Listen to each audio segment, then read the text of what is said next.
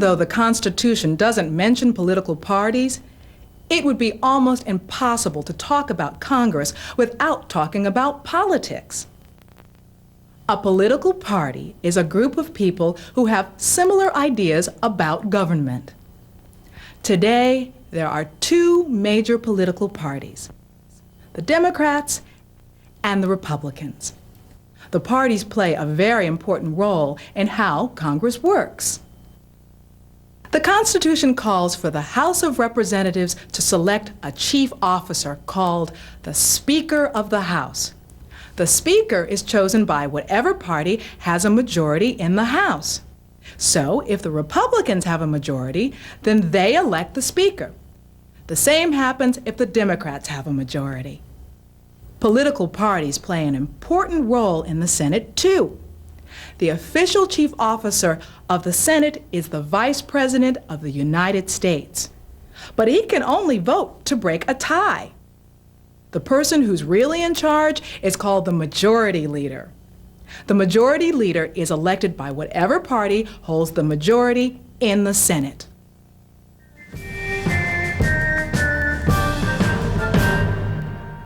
Section 1 of Article 1 of the Constitution says that Congress shall have all the legislative powers of the government. That means that Congress makes the country's laws. So now, let's look at how our laws are made. When a law is first proposed, it's called a bill. Anyone can propose a bill. You, me, a member of Congress, the president, anyone. Then the bill has to be presented or introduced into Congress. For this example, let's say our bill is being presented in the House by Representative Jones. The bill is given to the clerk of the House, who assigns it a number and sends it to be printed. Then, the Speaker of the House sends the bill to a committee to be examined. The committee discusses the bill, holds hearings, gets information, and makes recommendations. Sometimes the committee even rewrites the bill. Then the committee votes to either approve the bill or reject it. If the committee votes to approve, the bill is presented to the whole House. Then all the representatives debate the bill and vote on it. From there, the bill is sent to the Senate. The Senate goes through the same procedure. It goes to a committee, and then the whole Senate votes. Once Congress approves the finished bill, it's sent to the President. One of the most important features written into the Constitution is a system called checks and balances. Checks and balances means that each branch of the government, the legislative branch, the executive branch, and the judicial branch, has some power over the other branches. That way, no one branch can become too powerful, and no branch can work without the approval and cooperation of the others. Here's how checks and balances works in the process of making laws. Congress, as we just saw, votes on all bills. After both the House and Senate approve a bill, that means that a majority vote in favor of it, it's sent to the President.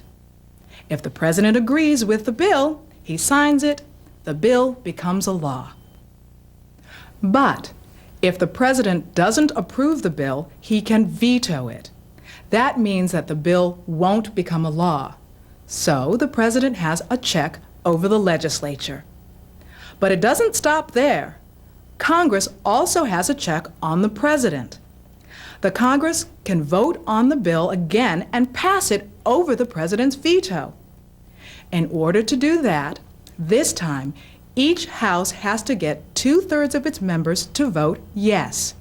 That means 290 votes in the House and 67 votes in the Senate. And that's not easy to do, but if the members of Congress feel strongly enough, it can happen. Congress has other checks on the President. One of the most powerful checks is impeachment. Impeachment means that Congress can remove the President from office. Each House of Congress plays a different role in the impeachment process. The House brings charges against the President, and the Senate acts as a court. Congress has the same check over the judicial branch because it has the power to impeach federal judges, too. The Senate has some special powers and duties that act as a check on the president. The Senate has to approve all appointments the president makes for federal judges and other offices like cabinet officers and ambassadors. The Senate also has to approve any treaties the president makes with foreign countries. Other duties both houses of Congress have are the power to collect taxes and print money, establish post offices and courts, and declare war. So what do you think it would be like to serve in Congress? To answer that question, we spoke to Representative John Larson, who told us what a typical day is like. In the morning, we start off with committee meetings and various hearings that we'll have. Sometimes there's a press conference, but there's an awful lot of people that come and visit us with various concerns, people that are advocates for a particular cause, whether it be the pharmaceutical industry or teachers or firefighters or veterans.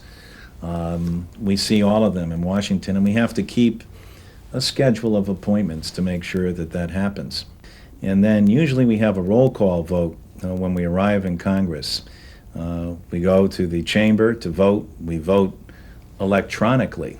Everyone is issued a card, and with that specific card, it has your picture ID on it.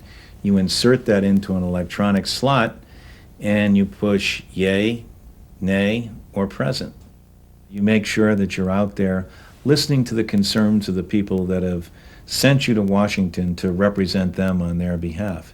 It also means educating the public.